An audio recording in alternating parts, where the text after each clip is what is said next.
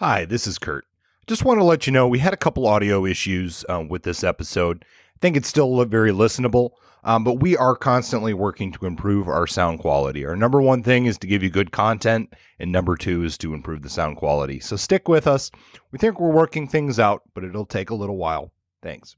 Point Blank is a crime fiction podcast. It may not be suitable for all listeners. We discuss violence in all its forms. The works we reference may include period slang, which some listeners may find offensive. The hosts also have a tendency to swear.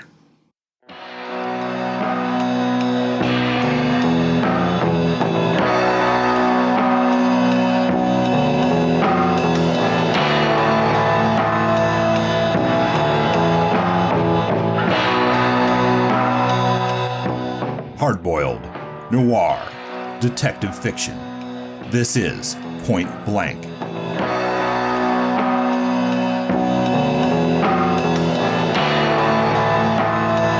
Episode 2, Red Harvest by Dashiell Hammett.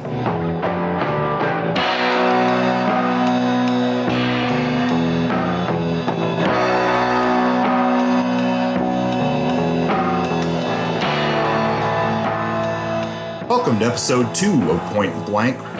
My name is Kurt. I'll be one of your hosts today, and the guy I conned into joining me in this endeavor, here's Justin.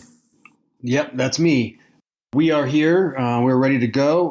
We're actually both in New Mexico right now. We're recording simultaneously. This isn't something that's going to happen on a regular basis. Us both in the same room, having a conversation with each other in live time. It's nice to do, and it's a nice way of starting off the series of episodes, but it's not something that's going to be a regular feature. Typically, we're going to be working more remotely. Let's be honest here, folks. We're in the same place. We might both be a little bit hungover today. Yeah, I think that's one of the problems with being together is that we're having so much fun that sometimes that causes hangovers. So we're enduring. I'm getting through this, and I'm looking forward to working through this episode on Red Harvest. We're going to start that by providing a bit of update as to what we've been reading, writing, watching, those types of things. I'll say this. I'm reading a lot of crime fiction. You might laugh and go, well, yeah, obviously. Reading a lot of crime fiction, reading a lot of biographies about crime fiction writers. I'm not actually much of a biography reader. I don't generally care for them, but there's been some good ones. The one we read on Jim Thompson, we discussed in the previous episode, was one of the most fascinating portraits of a famous figure that I've ever read, and I was quite impressed. We also read one on Dashiell Hammett, which we'll discuss in brief today. Not as well received, I would argue. But it's not just crime fiction that I've been focusing my energy on. I'm also very much interested in American Western fiction, and I'm teaching a class in fall called How the West Was Written, where I'm spending a lot of time discussing various Western writers and the ways that they portray the ideas and myths of the American West. So I've been looking on my bookshelves and scouring the bookshelves of the local libraries for Western-related reading material, and I came across a book recommended by a friend up in Oregon called Goat Mountain by David Vann, which is a dark, sort of brooding biblical novel. It's got a lot of Faulkner in it and a lot of Cormac McCarthy about a group of men up in a mountain and some stuff that goes bad. There are some elements of noir, very much so, in this book, and it's a book that I might ultimately want to discuss on this podcast in the future because of its noirish content, and I think it would be right up our alley. Yeah, that sounds interesting. We might have to check that one out as well. I'm trying to think about stuff that I've been reading that isn't crime fiction, and it's been very, very crime fiction heavy of late. I did pick up Carl Hyacint's latest book, Razor Girl, and I don't know, he's in a weird category, I think. I'm with you there. I've listened to some of his books on tape, and I actually used to live in Miami, so he's been on my radar for a long time as a Southern Florida writer. I'm not sure where I stand on him, though. I've read a few, and there's a couple like real duds that I thought, and then there was been a couple that I really like. I think what he does do is he does have scenes that are really good. They're funny. It's a funny crime thing, so there's enough in there that like it's a good vacation-y read kind of book. I listened to Star Island, and content-wise, it's not my area. I'm not really drawn to it. But the humor, if you're looking for something that's lighter, he's one of those guys. Yeah, in addition to the crime fiction books we've been reading, I've been drawn to a few more crime shows on television or just shows with like suspense elements. And I have to say one that I highly recommend is a show called Fortitude. Have you watched that at all, Justin? No, but you keep trying to get me to watch it. It sounds good. I am enticed. But it is wintry, so... Yeah, for those who don't know, this show takes place on the island of Svalbard. I'm sure I pronounced that wrong, but that's the island that's like north of Norway and Russia, where the International Seed Vault is located, amongst other things. The land of polar bears, and there's some like Russian mining interests and whatnot. And I don't want to give too much about this show away, but what it does really well is it builds a lot of tension. There's a slow reveal. It starts with murder, and you don't know what quite is going on with the crime. Don't say too much. You don't want to spoil the show for everyone. What I want to say is it has elements of crime. It has elements of, is it supernatural? You don't know. Does it have something to do with climate change because the glacier is retreating? In the first episode, they find a mammoth. So I'm not giving anything away there, but it does a wonderful job of just when you think a question has been answered, it keeps going and you haven't really gotten an answer. And I feel like it can be done poorly a lot of times, but I think they do a good job on this show. I think in the US, it's only available on Amazon Prime streaming. Good to know. I'm looking forward to checking that out. When you mentioned Svalbard, I thought of another book that I'm a big fan of. I read the series a while ago, a few years ago, and it's a young adult series by Philip Pullman. Are you familiar with Philip Pullman's work? Yeah, a little bit. I did read those back when they were popular. I didn't really find them that memorable. Okay, that's fine. I won't speak to him too much here. It's not the territory for that. But Svalbard played a major role geographically in a couple of his books. Well, and in terms of crime and suspense type writing, I mean, the isolation there just speaks for itself. I mean, it's bleak, it's cold, there's not a lot of people. Basic necessities that you don't have immediately on the island have to be flown in. And so it does do a good job of making the characters feel isolated and building the suspense. Sure. Isolation is one of those key components of creating that fear. Have you heard about the Sea Vault? Yeah, I did read about that. It's quite unfortunate and really shows that climate change is having some serious effects. That's a thing that exists? Only alternative facts here on Point Blank Podcast. Yes. Yeah, whatever we say is true, except when it isn't. Well, thanks again for joining us today, and we'll move on into our reviews and our main topic for today, which is Dashiell Hammett's Red Harvest. And it's time once again for 5-round burst. 5-round burst is where we do 5 reviews in about 5 minutes. This week, we have a pretty good lineup, so let's get to it. Book 1, The Cartel by Don Winslow. This came out in 2015, and it was a New York Times bestseller. Esquire magazine called it an epic, gritty, south-of-the-border Godfather for our time. And I think they're pretty much on the mark here. It is definitely border noir. It follows Edan Barrera, a narco kingpin, and an ex-DEA agent named Art Keller in a game of cat and mouse throughout Mexico, and just a little bit across the border in the U.S. as well.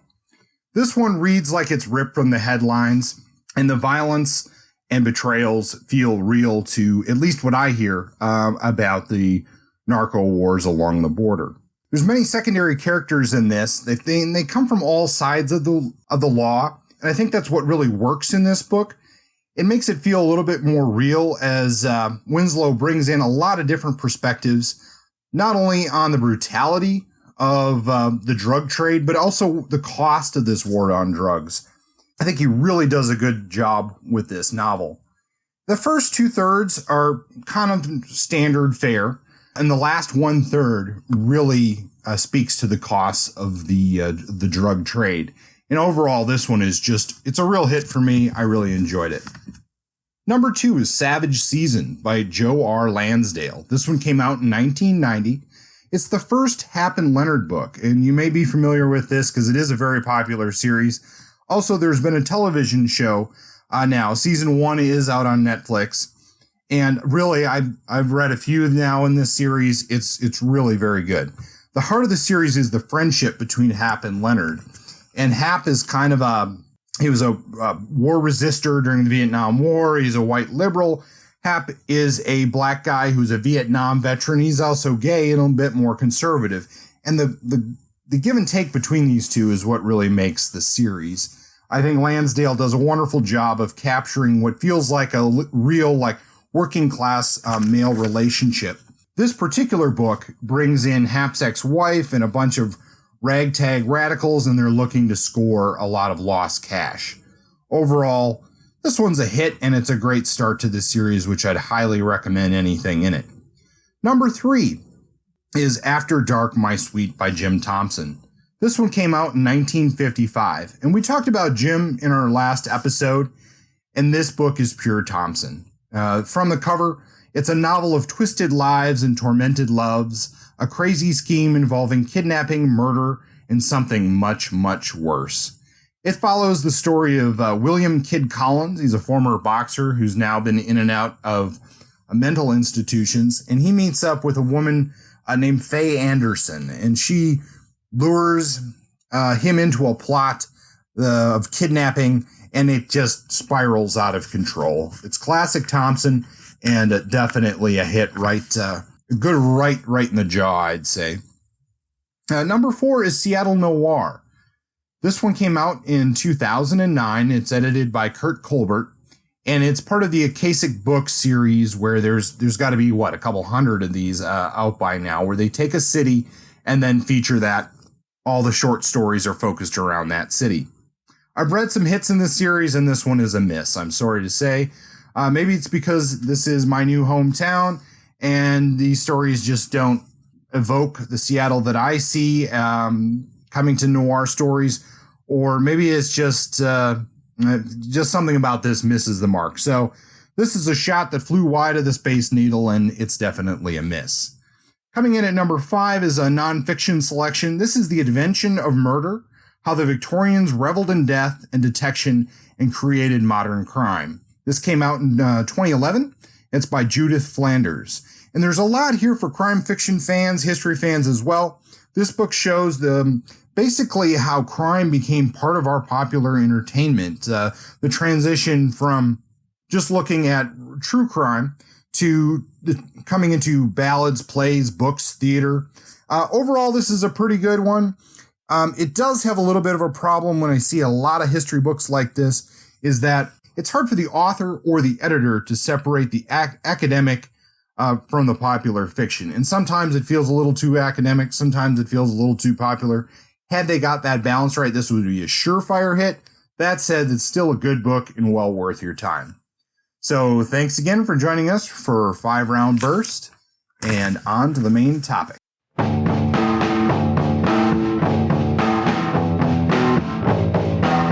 Red Harvest, published in 1929, is Dashiell Hammett's first novel. The book was serialized in black mask, and it reads like a classic hard-boiled black mask story, albeit in amplified form. The plot is simple, but the route taken by the Continental Op to see the plot through is a rough road of double dealings, backstabbings, bribes, and murder. The protagonist is a man named the Continental Op. He doesn't have an actual name beyond that. He's an employee of the Continental Detective Agency, which is pretty much modeled off the Pinkerton Detective Agency where Hammett worked during his 20s. The op is summoned to the town of Personville, which is also known as Poisonville, by Don Wilson, who's the publisher of the muckraking local paper. Don is the son of the town's de facto owner, the industrialist Elihu Wilson. Soon after the op arrives to town, but before the meeting with Don Wilson, Don is murdered. The op works to solve the crime. We meet IWW agitator Bill Quint, police chief Noonan, the Mall Dinah Brand, and the gangster gambler Max Thaler, who goes by Whisper. We also meet Don's father, the ornery, bedridden Elihu Wilson. Elihu offers the op $10,000 to rid the town of its criminal element. The op accepts. The thing is, it was Wilson who had made a mess of the town in the first place, as an industrialist who brought in scabs and armed thugs to subvert the miners who were striking at the Personville mine. After the op solves Don Wilson's murder, Elihu tries to renege on the deal, but the op stubbornly refuses to withdraw. He would do the job completely or not at all, and he blackmails old Elihu into keeping his word. He decides the best approach is to create, quote, as much chaos as possible, and he succeeds on that count. This book is all about chaos. The deeper the op digs, the more corruption he finds. He gets info from Dinah Brand and from Noonan, the crooked police chief, and he uses this info to pit the 3 criminal gangs in town and the police against one another in a situation that might be familiar to readers who have seen Kurosawa's Yojimbo, Leone's Fistful of Dollars, or a more recent film, Last Man Standing, starring Bruce Willis. It's fun to watch the op work one faction against another, from betraying Whisper's insider boxing tip to exposing Chief Noonan as the crooked cop he is. Though this book is a fun ride, the endless twists and turns get confusing at times. This is a sign of Hammett struggling to turn the action-packed stories of Black Mask into a sustained novel-length work. Hammett's strategy was to add more. This creates a read that is high on action, but one which lacks character development. For example, midway through the novel, 2 detectives show up to help the op. Cleaning up Poisonville isn't a job for one man, it turns out, but these additional agents are 2-dimensional bit players. We get their names, but we don't get any personality. They're almost like robots. It feels like the Super Friends showing up to face down the villains. I could have done without this move. In short, this book is full of classic hard-boiled slang and situations, a lot of fist and bullet-infused action, gamblers, bootleggers, rigged boxing matches, crooked cops, assassinations, class conflict, and the agent provocateur-like meddling of the Continental Op.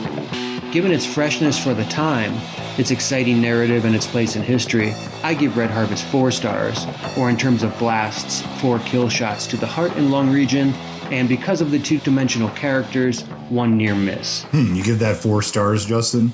I do. This one is kind of hard for me to rate because I want to give it a 4 just because of its historic merits and what it symbolizes. I mean, I think out of that context, if I didn't know any of that, this might even be a 3 for me. It's not that solid of a story, and it very much feels like a magazine article that's just been extended. So I had a little rougher time with this one, but I do see why this is such an influential book, because I do see a lot of things that we're obviously still seeing in fiction and movies today that come from this writing. Yeah, I think much of the success of Red Harvest is the fact that it's first. And Dashiell Hammett was one of the first to bring literary stylings to the hard-boiled novel and to hard-boiled writing in general, and it shows here. I mean, it's a step up from some of the stuff we'll read in Black Mask and discuss in future episodes. So for its place in the canon, it gets 4 stars. If this came out in 1970, it would be a pretty second-rate novel. Yeah, we probably wouldn't even know about it. Exactly. Find it in a dustbin. Well, let's talk a little bit more about Hammett himself. Just a few key points in his life. I mean, he was born in 1894 in Maryland, and he did hop around the country quite a bit in his life. He saw a lot of America in America that was changing in that time frame. As Justin said, he did work as a Pinkerton from 1915 to 1922, although the dates of his employment with them are a little sketchy because we don't know the records, and he was a little, at times, dishonest with his experience in the detective agency. The Pinkertons are important for a number of reasons. Yes, he copies them as part of this Continental Op, or the business that the Continental Op works for as the Continental Detective Agency.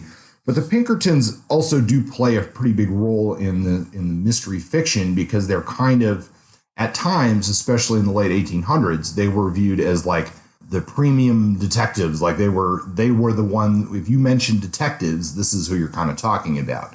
Now, with this time, there's also a shady history of the Pinkertons that does come up in this novel, and that's the Pinkertons' involvement in labor disputes and anti-union activities that often led to worker intimidation, death, even assassinations.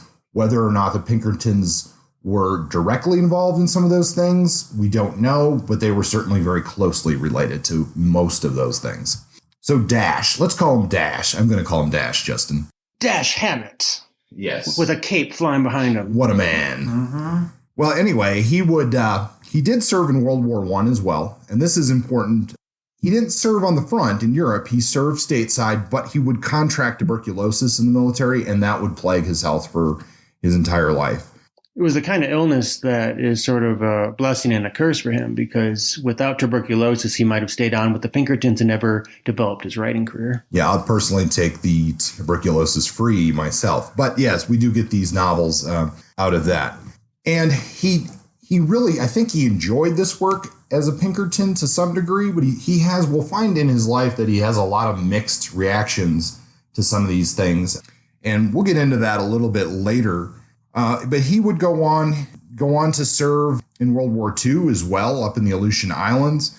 He started writing in the 1920s for Black Mask, and then, as Justin said, he would go on to publish his novels. What's interesting is he went from this Pinkerton agency that certainly had very anti-union activities, but he would later in his life become identified with leftist politics, Marxism, socialism, and communism, and during the Red Scare, he was targeted in the 50s, and he did testify before Congress. He actually refused to testify the first time, pled the fifth, and did serve 18 months for contempt of court during that time frame.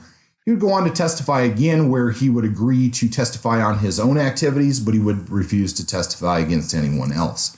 So that's a little bit of some interesting history there of Dashiell Hammett. But that life is what contributed to these detective characters. And he really used that experience to give us, in this case, our main character, the Continental Op. The Continental Op. Continental Op was an interesting case study. This is the first serialized detective coming out of any of these major hard-boiled writers that I'm familiar with.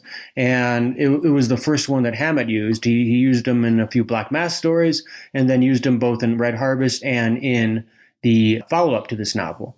I think that the name of that novel is The Dane Curse.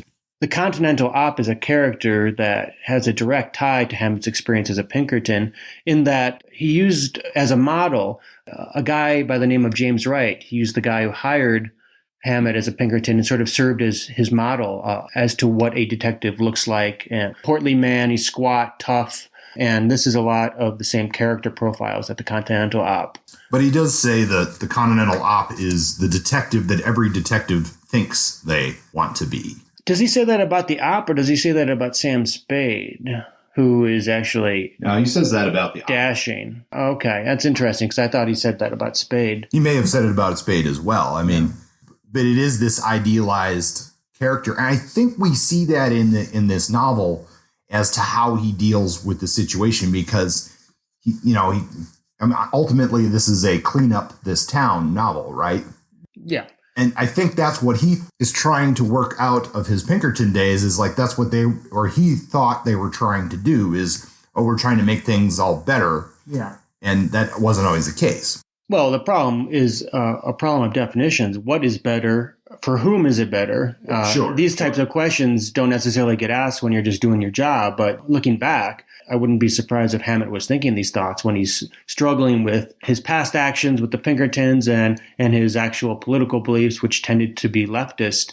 A lot of the questions he seems to be struggling over in books like Red Harvest are exactly this: what needs to be cleaned up? Who's the problem, and who should be in charge of that? In this case, in the case of Red Harvest, the Continental Op sees the entire town, all elements of it, as corrupt, as polluted, and in need of essentially erasure. Yeah. I mean, it works, I think, as a way to view that. But, as you were kind of saying, that the Op is really a boring character. Yeah. And I wonder, this occurred to me, is like, because this is really the beginning of the spy novel. In many ways, like this you going in and you're kind of above everybody else in ability, and they're not going to knock you down and whatnot. So I wonder how much of this like transfers over into something like the simplicity of, say, like a James Bond character or something like that, who is certainly more developed than the Continental Op, but yet still doesn't have a lot of depth to them. No, they sort of come in fully formed. You don't really see any character evolution. James Bond is James Bond from start to finish. He's like a carbon copy. And we don't know any backstory about the Continental Op. The Op is just a guy who already has his skill set. He comes into town, he takes care of business, and he goes back goes back to the home office and waits for another case, almost like a superhero, almost like you take him out of the toolbox and put him in a town and he fixes stuff and then you put him back. Yeah, no, that's a good way to put that. And that's a problem I had with the character. I mean, sure, he might serve as a model and an archetype for a lot of these future PIs, which are a little more three-dimensional or fully developed. But I don't know if I'd want to follow the op around through several novels. He just doesn't have much to him, and there's no real character evolution. Well, are there any other characters that struck out to you as being interesting? Well, yes, but I would say on a whole, Red Harvest is not famous because of its well-developed, deep, complex characters. Unlike Thompson in the previous book we discussed, where the main character, Lou Ford, is complex, interesting, dangerous, appealing, all these things. There's not one character in Red Harvest that I think of as that kind of complex and interesting character type. Though I would say Max Thaler or Whisper, one of the gangster, I guess, that we spend the most time with in the story. I think he's the most dynamic of the characters in that he like Continental Op is working both sides. He recognizes all the angles. He seems to be willing to work with the op, but also defends his own turf in an interesting way, has a relationship with the major woman character in the story. But I don't know, there's something about the way that he speaks and the way that he presents himself that I find to be dynamic. And I wonder if Hammett put more time into Max Thaler than the other characters, and why. You have a character that stands out? Yeah, I'm going to list Tim Noonan. Oh, yeah. The dead brother. And I'm going to list him because most of the other characters in this novel feel like they're dead. They are. The one dead one gets talked about quite a bit in this story. He does. And I'm only joking about him as a character, but I do think that the list of characters here, there's too many people doing too little. I like this idea of this like a rogues gallery of villains in this town. And I think if we had he'd kind of tighten that up a little bit more, that would have been more interesting. You've got like Pete the Finn, the bootlegger, Reno Starkey, professional thief, like these. Oh my Lord. Yeah. There's potentially interesting characters here, but there's a lot of people who are like thrown in for like Bill Quint. He's the organizer for the IWW. Why is he in the novel? He sits down and talks to Bill Quint to get a little bit of information once or twice in the novel. It's just like a conversation. Yeah, and it's not even like useful information. He's just like, hey, he shows him this fake union card and like, hey, I need a job. And it's like, no, you don't. It's a relevant backstory. And I don't know how it didn't make the chopping block ultimately. I mean, it's nice to get the IWW guy in there and show the dynamics of the labor situation in town, but we don't go there. That's not what this story is about. No, but I'm guessing that this is, as we've said, this is a transition from a magazine article to a novel. And I wonder if because I'm looking at the publication history here, it was published in 4 parts. And it was published over the course of 4 issues of the magazine. Yeah. And if those were written as each 4 individual parts that were linked together, maybe when you read it, if you read those distinct parts, maybe it wouldn't be so bad because the throwaway character would just be the throwaway character for the 30 pages or whatever it would be. Yeah, and I have a feeling that the 4 Black Mass stories that he published were intentionally serialized to make for a good read in a shorter form, which means that you create these sort of artificial conflict buildups and resolutions within the story that sort of feel a little bit sewn together when you stitch them all together in a novel form. Well, let's talk about one of the characters that is interesting in the book for me, and that's the town itself. The town of Personville, or Poisonville, as everybody refers to it. I think that's actually the best character. Dashiell Hammett, for all of his lack of depth in his character development, really captures a feeling in this town, this feeling of impending doom, a pot about to boil over. There's a grittiness. The beginning of the book, he describes the town. I wouldn't mind reading that briefly here, just to give you a capture the flavor of Dashiell's description. The city wasn't pretty. Most of its builders had gone in for gaudiness. Maybe they had been successful at first. Since then, the smelters whose brick stacks stuck up tall against a gloomy mountain to the south had yellow smoked everything into uniform dinginess. The result was an ugly city of 40,000 people set in an ugly notch between two ugly mountains that had been all dirtied up by mining. Spread over this was a grimy sky that looked as if it had come out of the smelter's stacks. You don't get a sense of well-being in this town. This is a sick town. It almost is, it's as if it's infected with Lou Ford's sickness. Yeah, no, that's a good comparison. And I think he does that really well because these are the kinds of towns he probably was sent to as a Pinkerton to do investigating on industrial disputes. Including the town of Butte, Montana, which is a major model, you would argue, for Personville. Yes, and Hammett's wife was from Butte. He'd been there. She's actually the daughter of a mining company executive. So there's a lot of personal history there and a lot to build on to create a very realistic place. And I think he does that really well. That doom, like you said, this is troubled from the get-go. And it's really, it's troubled at the end. But, you do feel the town looming over you on all sides throughout the book, I think. What's interesting about this is that he uses this mining town example because we know from his history as a Pinkerton, he was probably involved directly in labor disputes during that career. And again, his records were lost. They aren't in the Pinkerton archives. And he did embellish some of his experience with the Pinkertons, but he worked out of the Spokane, Washington office for a while, and as well as Tacoma and Seattle area. And we do know that Pinkerton agents were dispatched from those offices to these disputes. So it makes a lot of sense that he at least had been through these towns. And an odd thing about Hammett, especially for his later politics, is he would make the claim that he had been offered a hit contract, basically, to go after the industrial worker of the world, IWW organizer Frank Little. And he would claim to friends and at parties or whatnot that he had been offered $5,000 at the time to end his life. And unfortunately, there is some truth to people trying to kill. Well, there is truth to Frank Little being assassinated. He was beaten and eventually hanged from a railroad trestle. And history says it's unknown assailants, but it's pretty sure that it was company thugs who did that because he was a very successful labor organizer and agitator in the mines of the West. And the rumor is that Pinkerton agents did it. Pinkerton agents were rumored to be playing a role as private detectives or private mercenaries in a lot of these labor disputes. And of course, the records are lost. They were burned in a fire to the dustbin of history with some intention. There's another historical event that he may have used. He would have certainly known about it. But on April 21st, 1920 in Butte, Montana, there was a miners' strike.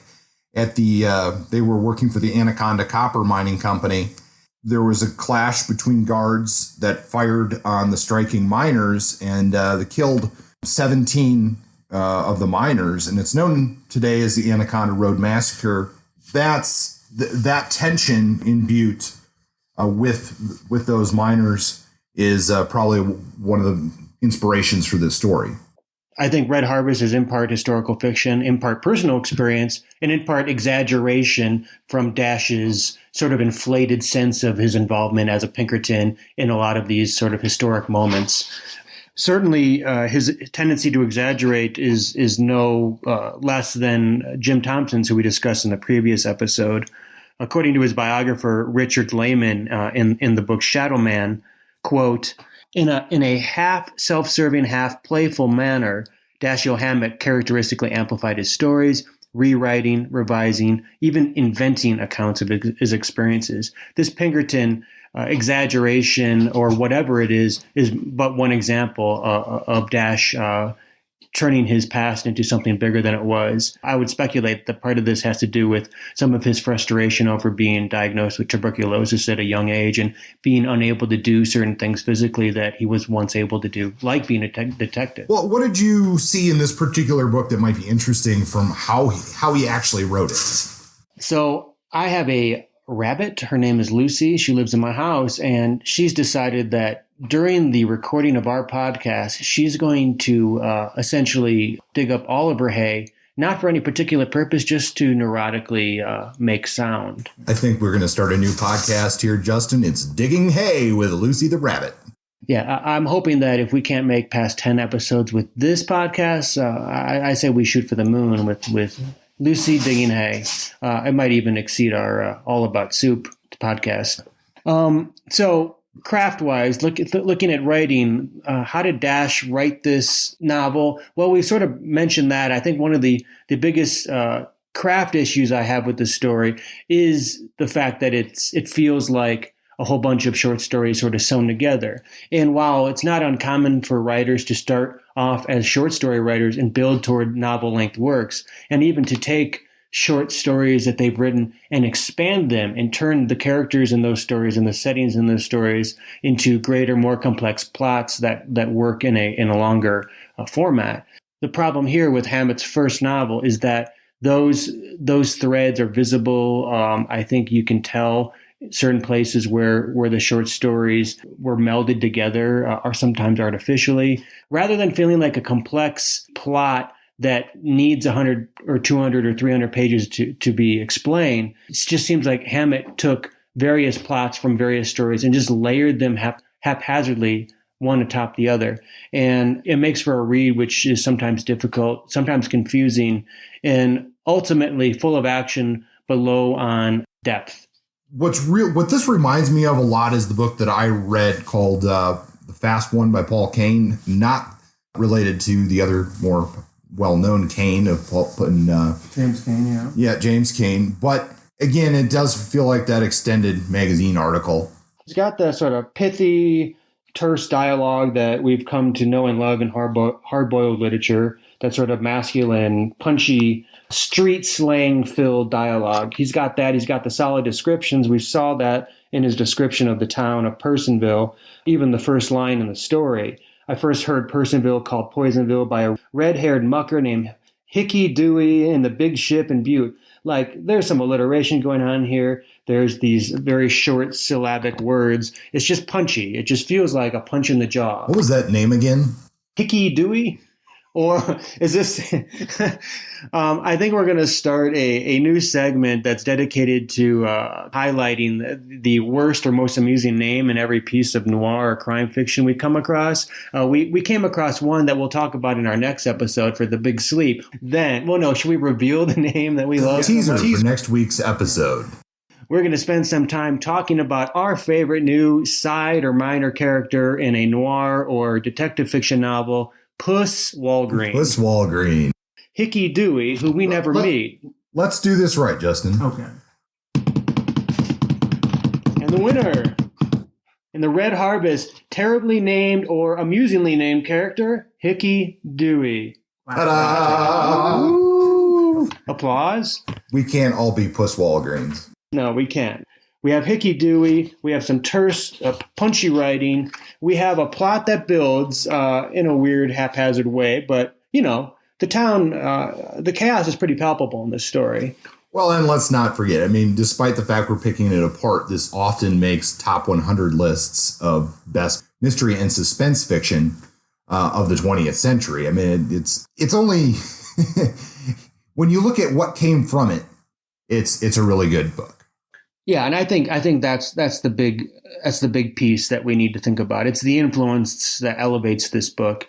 And sure, I might say the plot is a little clunky or over the top, but it's also an historical document. It captures a time and a place when bootleggers and gangsters in the 1920s dominated the scene. And while Hammett does exaggerate, I would say, the extent to which gamblers ruled in towns and bootleggers and cops worked side by side. Yes, all that corruption was a real thing, but here he magnifies it and isolates it and gives it to us in a maximum dose that is both entertaining and sort of captivating. Yeah, there is a quote here, something about Hammett that I would like to talk about. And this comes from a piece written by James Ellroy, who is, of course, well-known noir author as well. This comes from The Guardian, and he talks about that. He says that Dashiell Hammett knew that his day job as a detective for the anti-trade union Pinkerton Agency made him in large part a fascist tool. His guilt was the driving force of his crime fiction.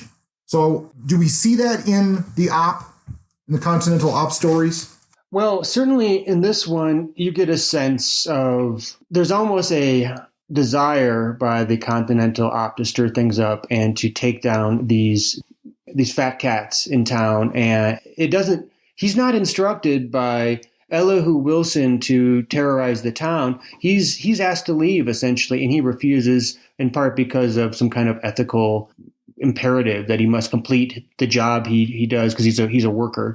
But I think there's another element that he gets a kick out of taking this town apart in a way that maybe mirrors Dash's own feelings of, I don't know, ambiguity about power. Well, let's not forget one of the elements of why these criminals are in town. This is post the strike that happened in this town, and these guys, the bootleggers and the gambler, these are the thugs that he brought into town to basically get rid of the Union.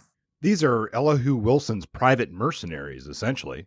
Sort of like when you introduce a predator into an island to get rid of a rat problem, and then the predator becomes a problem itself. That's sort of what we're dealing with here. So, and I know I'm reading a lot into this, but given his history, maybe not that much. I mean, this could be a story of him seeing, hey, maybe I wasn't doing such a great job with the Pinkertons here. We created as many problems as maybe we solved, and here's this detective who could have been me, cleaning up that mess. Sure. I mean, there's a lot of blatant hypocrisy exposed in this book. And sure, the Continental Op solves the problem, at least over the course of this novel. But we know that when he goes away, that Personville isn't fixed. This isn't a problem that's resolved in perpetuity by the Pinkertons or the Continental Op. This is a problem that's never going to be resolved. Well, either way, it's interesting just how much, both perhaps emotionally, but also just factually, his life as a detective did influence his work. That's the biggest take-home message for me here, reading Red Harvest. And, sure, he writes more PI books in the future, but we'll probably get to Maltese Falcon down the road, where he introduces Sam Spade, who's his more renowned and I would say lovable and influential private detective. But it's fun to see this early work by Dashiell Hammett because I think it captures him really reflecting on his time as a detective more so than his later work because it's fresher. This was written in the 1920s when he was still in his 20s. Well, where does this book fit in the legacy of either Hammett or the genre? I think that this plot is one of the most influential plots ever conceived in crime fiction. While I wouldn't call it first time it's ever been done, it is the source for a lot of major Hollywood and literary work. I want to throw this out there. Is this a novel that transitions this story from the Western into crime fiction? Because to me, this is a Western. You got the lone gunman comes into town to clean it up. Yeah, in a lot of ways, it evokes the spaghetti Westerns of Clint Eastwood that seceded. And yeah, there is an element of the Western. We get that description of the town of Butte. Sure, it's an urbanized West. It's the West sort of coming into modernization.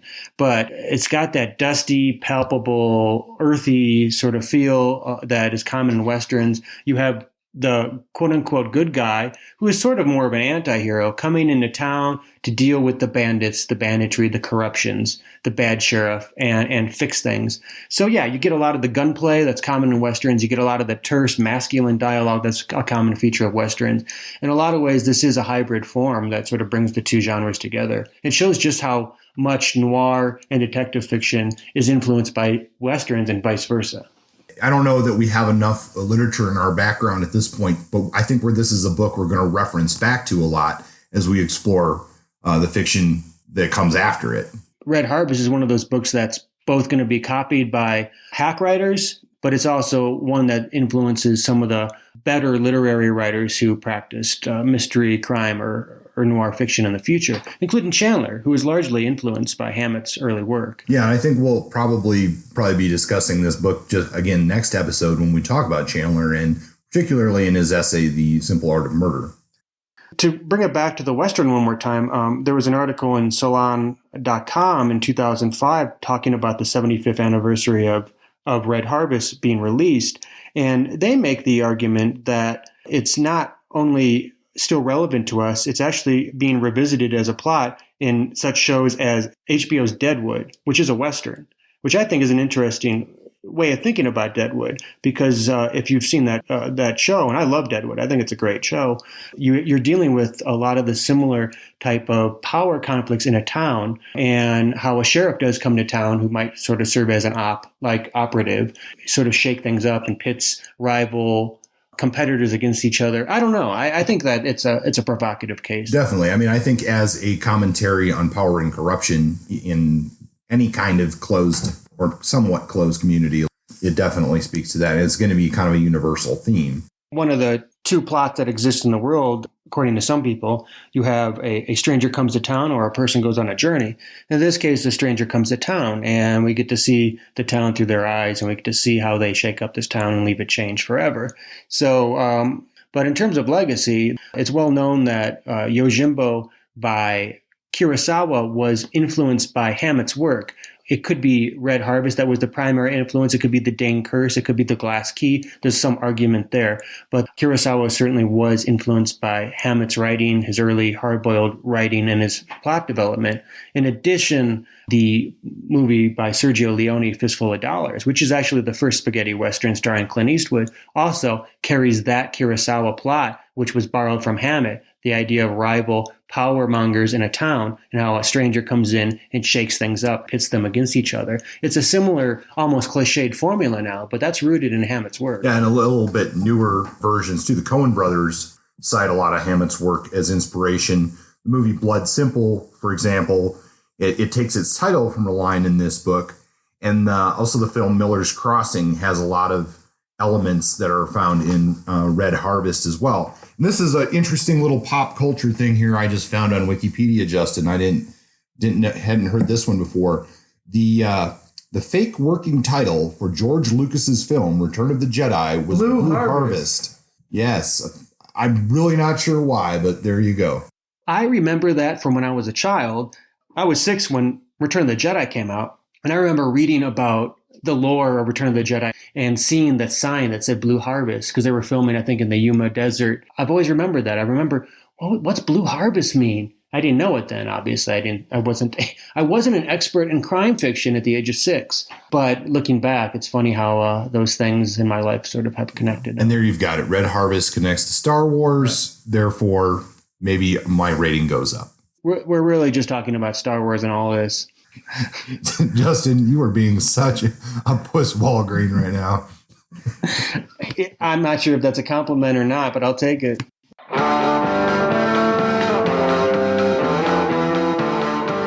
And it's time for Subject Unknown, where we discuss a random topic each week.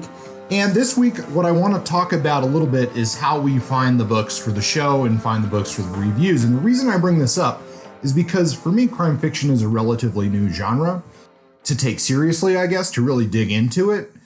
And I find it hard, have found it hard at first to find books that I like, because if I go to the bookstore or the library and I look at the mystery section, which a lot of this stuff is just scattered about, like I see a lot of stuff I don't like. And I found that very difficult to navigate. Whereas with a genre like science fiction and fantasy that I know pretty well, I find it easy to look at the shelves and assess what's there. So talk a little bit about the resources that we're using to find books for the show. And if listeners have good lists and stuff, they can always post those on our Facebook page. Justin, how do you find your books? I find them in a variety of ways. There's not one system I have. I'm on Goodreads, so that's a good go-to place for me to start. The thing I like about Goodreads is that I can tag books under different genres, so that's a good starting point for me. And I check out magazines like Poets and Writers. And I also check out the public library. I used to work in the library system here in Albuquerque and also in Tucson. And I got pretty comfortable and familiar with the databases, with the resources for finding books, in especially genre books. So there's a lot of really cool, simple, easy to use databases where I could find books that read like Dashiell Hammett, for example. There's some kind of algorithm that pulls books that bring in a lot of the similar thematic elements. Those are starting points for me. Certainly, I also refer to the lists of best of. There's a million of them online. Yeah, those are good. The only problem I have with some of these top 10 or 100 lists or whatever is that a lot of times you see the same stuff over and over again. And that works really good for what we're doing right now in the show with the backbone or the building blocks of the genre. But when we're looking for more contemporary or avant-garde type stuff, it makes it a little bit harder. I do find myself going down the Amazon rabbit hole a lot of what people also purchased when I find a book that I like, and then just taking that where it leads. And even if I don't get the book from Amazon, I do like their search engine and how you can find a book that way. There's been a couple of resources that I've looked to since taking this a little bit more seriously, and I would like to talk about those. I'm just starting to use Goodreads. I think I signed up for an account like 5 or 6 years ago and just really utilizing it now. So I do want to see where that's going to go, because I think that's got a lot of potential. I have a book in my collection called Paperwork Confidential. And that is one that goes through, there's 132 profiles of writers, crime writers in the paperback era. This is a good book so far for finding some names and some titles. There's many biographies in there, and already in the authors that we've explored, there are some inaccuracies in this book. So I would take that carefully. But there's a couple of names, like, for example, Cornell Woolrich, who we'll be exploring in a future episode. I hadn't heard of before, but once I found out what he was about, it fit perfectly with the show. I just thought about a couple other ways that I find books and recommendations for authors. One of the best ways is to ask fellow writers or teachers of writing that I've had what writers have influenced the most, or what books really stand out, or what contemporary writers are they drawn to, because that's a way of getting new ideas, new book titles from people who are really deep in the game and are pretty familiar with it. I came to appreciate James M. Cain through Lynn Barrett, who was a writing professor at the university I went to for my MFA, and I didn't know him at all. She really pushed us to pay attention to the way that James Cain develops plot, and I started to read into him, and I really like him. And me and Kurt have different opinions on some of Cain's work. I'm sure we'll get to probably in episode 11, 12, 13. There's another source of books that I have picked up, and I recommend them with some hesitation, but I haven't found anything that matches them, is a series of books by British crime critic Barry Forshaw. And this is Euro Noir, Nordic Noir, Brit Noir, and American Noir, all separate books. The Pocket Essential Guide to Euro, Nordic, Brit, American crime fiction, film, and TV. Now, first of all, I take an issue with Forshaw using noir the way he does in the title. But these guides go through authors, mostly authors. The film and TV is a little bit on the lighter side in the ones that I've looked through. But as we get into different subgenres, I think there's going to be some useful stuff here, because I thought Euro Noir it's not a book you read cover to cover, but Euro Noir is the one that was the best done, in my opinion, so far. And it was interesting to see the differences country to country in how their crime fiction is written. So I'm really looking forward to exploring that non-American or British mystery fiction. I'm not very well versed in international noir or mystery fiction, so there's a handful of publishers out there who are starting to branch out and think internationally when they're trying to come up with noir titles. So Akashic Books, which along the lines of the publisher you just mentioned, has a noir series that focuses on regional noir. For example, Baltimore Noir or Belfast Noir or Beirut Noir and onward. They have tons of books in this series. And I like sort of scouring through the authors in these edited volumes. And then there's another, I forgot the name of the company, but there's a publisher or an imprint who's doing international detective fiction and noir. They separate or split up their noir titles based on region or nation. So there's a whole Chinese series, there's a Chinatown series, there's a Middle Eastern series, which is a fun way if you're really into setting and sort of exploring the noir in places that you don't normally think of as noirish. The international element is really interesting, and the driving force that actually this Barry Forshaw mentions in his books, because all of the books in those series are translated into English, which is great because I certainly don't speak Hungarian. But the driving force for this has been the commercial success of the Nordic noir and translating that from whichever Scandinavian language it's been written into English. Publishers are seeing that their people will read books in translation. So Hopefully we'll also see a guide to crime fiction outside of Europe. Really interested to see if any of our listeners, if you have good recommendations. We can only read so many books, but I'm sure other listeners will be happy to hear your recommendations. So if you want to participate in that conversation, find us on Facebook. All right. Before we wrap up the show, we're going to do a few plugs here. Kurt, do you have anything that you want to plug this week? Well, I'll mention Margaret Killjoy's book, The Lamb Will Slaughter the Lion. Been a fan of Margaret's for a long time and really want to let you know about that book. Think punk rock Buffy the Vampire Slayer in some ways. In other ways, it's very different than that. There's a little maybe even Cthulhu mythos type investigation in there. A little bit of a lot of occult stuff going on, but a lot of investigation of trying to find out what's going on in the small town. And if you don't believe me, Alan Moore calls it intelligent and fiercely imagined on the cover. The cover, by the way, is beautiful. It looks like a nice, I think, a cool metal album type cover. It's got the 3-antlered flesh-eating deer right there on the cover, and it's a quick read. I had a lot of fun with it. Sounds like it'd be a good cover to a Mastodon album. Yes, Mastodon album is what this invokes. Anything you want to plug this week?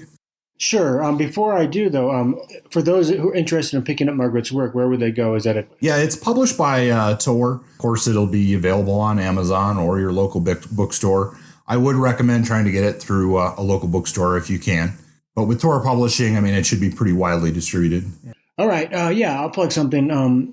Last spring, in part for work and in part for my personal joy, I started a literary journal. It's called the Manzano Mountain Review. The journal is yet to premiere its first issue. The first issue comes out November 2017. It's an online-only journal focusing on literary work. Of course, if anybody submits captivating noir or detective fiction or anything like that, it'll certainly get a thorough read over. Currently, we're seeking out writing and writers who want to contribute or possibly get published. Both emerging and established writers are welcome to submit their work. We're looking for fiction or creative nonfiction or poetry. We even take visual art or photography if that's your thing. And we're looking for stuff that's honest, gritty, vulnerable, wise. In terms of fiction, we do like plot. I'm a plot guy.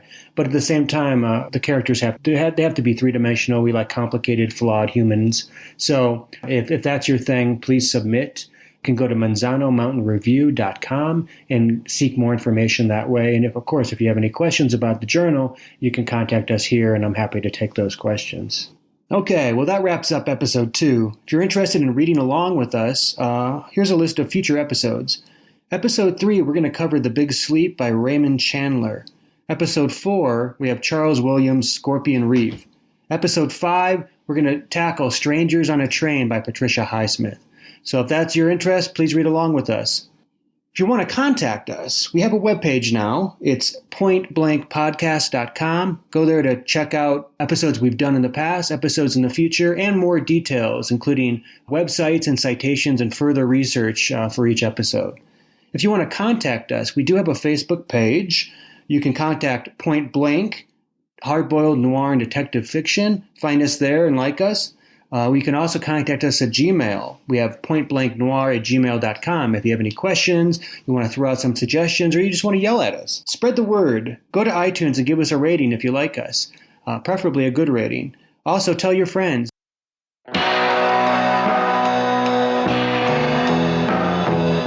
Blank is under a Creative Commons license. Music is by Justin. Copywritten works are property of their respective holders.